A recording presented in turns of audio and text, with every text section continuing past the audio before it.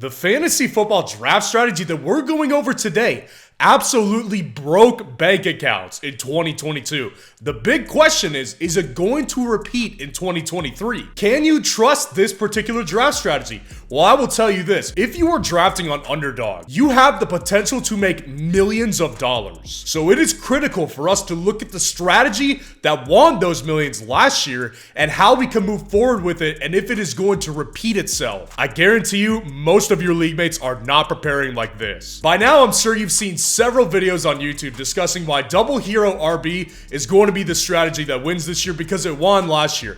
That's all you've been hearing, right? And for many years, it's specifically in redraft leagues that are more traditional through ESPN or Yahoo, this is absolutely the truth. It typically wins in that type of league. But this is not for best ball right here. This was actually incorrect. And second of all, most home leagues don't have the potential to break your bank account like Underdog does. Underdog has that ability, so we're paying very close attention to that here today. So there's a tool on rotoviz.com that you guys can go to that you can see the Underdog advance rates from previous years every single year for the past couple of years. So what the advance rates mean, the advance rates determine the likelihood that you have of advancing into the playoffs, which in Underdog best ball leagues, it is a 12-league team and only 2 of those teams get to move on to the playoffs. So you have to be in the top 2 of those particular teams to get into the playoffs and even have a chance to get into the finals. Now, what you can see on the screen here, the key thing to note in this particular graph is that every single person,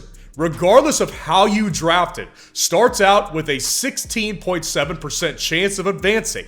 Like I said, regardless of how you drafted, you could have went quarterback, and you'd still have that 16.7% chance right out of the gate. So what we want to do is not do that quarterback thing 3 times in a row. That's not going to increase that number.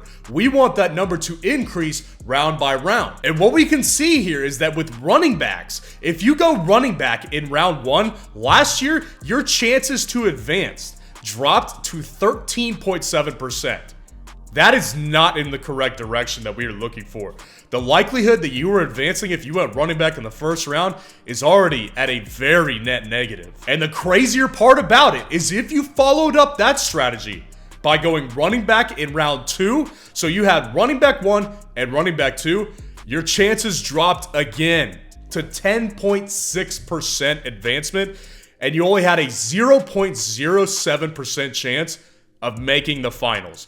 That is not what we are looking for here. And this was clearly not the winning strategy in 2022. If you're playing on Underdog, you have the chance to win millions, like I said. So it's my responsibility to dig even deeper than everybody else for you guys to have an even better shot than most people do who are just watching fantasy football on YouTube. So instead of drafting running back first, what if you drafted a wide receiver? What were the advance rates like if you drafted wide receiver in round 1? Well, your chances went up from 16.7% to 19.5% right there. That's already a very sizable increase just through 1 round right there. And obviously, that's only a step in the right direction. We need to continue to see this number go up as high as possible. Now, what's super interesting here that I just want to point out is that if you went tight end in round 2 last year, your chances of advancing skyrocketed to 26.6%. Now, that one's a little bit unfair, right? Because Travis Kelce was honestly a lot of times going in round 1 at the back. He was going at that 1-2 turn. So people who got Travis Kelce in the second round, a lot of times ended up really being pretty lucky, obviously. But the more realistic outcome here is if you went wide receiver 2 in round 2, your chances went up to 21.1%. And the key massive piece to look at here, instead of a 0.07% chance of making the playoffs with 2 running backs to start out with, your chances skyrocketed to 0.2% to get to the finals. That is a much bigger number than going running backs right off the bat. So when do you want to pick your running back? Obviously. Well, last year you picked your running back in round 3. They went up to 22.2%. We're already at a very good number as far as our chances to advance go if you had this strategy last year. Now, the key piece here is that if you went quarterback in round 4, your chances skyrocketed again to 28.8%. Now, what's the reason here? Obviously, Patrick Mahomes was going in the 4th round. So those who got Patrick Mahomes last year, there's no way you didn't make at least the playoffs, man. Patrick Mahomes was a fantastic value on underdog drafts last year. And some people even nabbed Hurts early in round 4. Not too many people, but people definitely did that from the underdog drafts I was in. And then if you went wide receiver again in round 5, your chances went all the way up to 30.9%. So through 5 rounds, you saw the chances of your advancement rate going up to almost 31% if you went wide receiver, running back, quarterback, wide receiver. This was the winning strategy in 2022. You needed to go out and get yourself your top 2 wide receivers early. You needed to get that good running back in round 3, then get a tremendous game-changing quarterback in round 4, and then pick your 3rd wide receiver in a 3 wide receiver format in round 5. Now, obviously, last year was last year, right? Everybody understands that last year was last year. The biggest question is, will this strategy repeat in 2023? And if not, what is the winning strategy? So what we need to do here is we need to look at the differences in ADP from in those particular rounds from last year to this year and identify the changes to decide if this is going to be the proper draft strategy again, or if this was just a fly on the wall for one particular year. So when we look at who went in the first round of ADP last year, you can see that there was 5 wide receivers that went in round 1 of last year. And out of those 5 guys, only 2 of them busted, Jamar Chase and Cooper Kupp. And the only reason that they busted was because they both missed time with injuries. That is the reason that they busted, because the reality is they were both fantastic when they played last year. So this looks like a very good way to go again. If nothing else, obviously wide receivers last year in the first round were very, very capable. Now, on the other hand, when you look at the 6 running backs that were drafted in the first round, 3 out of those 6 busted for you. Najee Harris, Dalvin Cook, they were not good for you in fantasy. Obviously, Jonathan Taylor was a complete bust for you, but he got injured as well. Obviously, a huge part of underdog specifically is if your team and your particular players can stay healthy for an entire season, it puts you at such a bigger advantage. So this year, what you're looking at is 7 wide receivers going in the first round and 4 running backs going in the second round. And I'm gonna say that I think you should absolutely go wide receiver 1 in round 1. Your chances of advancing with a wide receiver in round 1 are just way more consistent than you are gonna have with running backs. So now when we look at round 2, there were 4 wide receivers that went in round 2. So Debo and Evans, they both busted. So 2 out of the 4 busted. Debo Samuel, Mike Evans were not good for fantasy last year.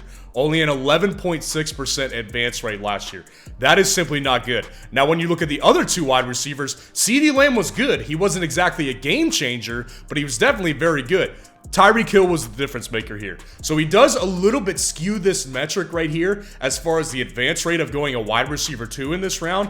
But if you got Tyreek Hill, this is a massive step up. Now, there were 6 running backs who went in the second round here. And the 2 that made the difference were Saquon Barkley and Aaron Jones. Those are the guys that made the difference for your particular team. So when we look at this year, there are 6 wide receivers and 4 running backs going in the second round right here. So what I will say about this particular one, I really like the running backs who are going in this particular range. When you're looking at guys like Saquon Barkley, Derrick Henry, Tony Pollard, Jonathan Taylor, you're obviously looking at some very potential great steals right here. But for reasons that you'll see in just a minute, I will go wide receiver again in round 2, and let me tell you why. So when we look back to last year, Travis Etienne was going at the 3 to 4 turn in underdog drafts, and he was at the running back 16 last year. So you were already in the bottom half of RB2s in fantasy football at the end of round 3 and the beginning of round 4. The difference here is this year, there is the running back 11 still on the board here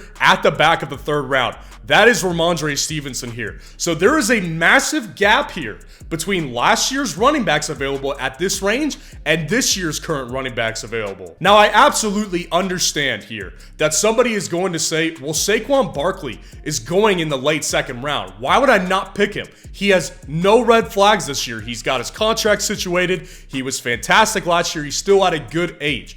I totally understand this personally. But what we have to remember here is the running back situation is changing, specifically the running back position day by day. Due to the contract uncertainty of certain guys like Jonathan Taylor and Josh Jacobs, they have or are currently falling into round 3 of your drafts. Both of those guys have absolute top 3 upside, and they have both shown it. And we don't want to play scared here in fantasy football. We play for ceiling. And if you can get those 2 types of guys at the round 3 area, that is a massive win. Because when you look at the wide receivers who are going in this range, these wide receivers no longer have top 10 to 5 upside.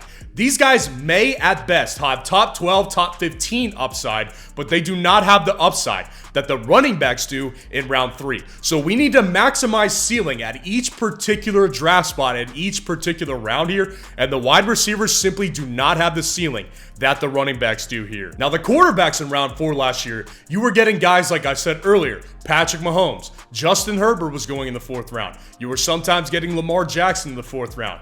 Obviously, Lamar Jackson and Justin Herbert were not great in fantasy football last year. They did not have high advancement rates. But like I said, Patrick Mahomes was killing it in fantasy football for whoever drafted him, man. And like I said earlier, Jalen Hurts was sometimes someone who snuck into the 4th round right here. This year, you've got Justin Fields and Joe Burrow going in the 4th round here. Justin Fields is someone I have said on multiple occasions this offseason could break fantasy football in 2023. And Joe Burrow, of course, hits massive games and is consistent as a fantasy quarterback with that high ceiling. This is where you want to pick your guy at quarterback. Now, let's say that you don't get lucky and you don't get one of those 2 guys. There are still good wide receivers on the board here. So if you want to, you could flip and go quarterback round 5 and wide receiver round 4, because you've still got guys like Jerry Jeudy, Christian Watson, Drake London if you don't get those quarterbacks. Those are all pretty high ceiling wide receivers in this particular range. And in round 5, you have Justin Herbert and Trevor Lawrence going in round 5.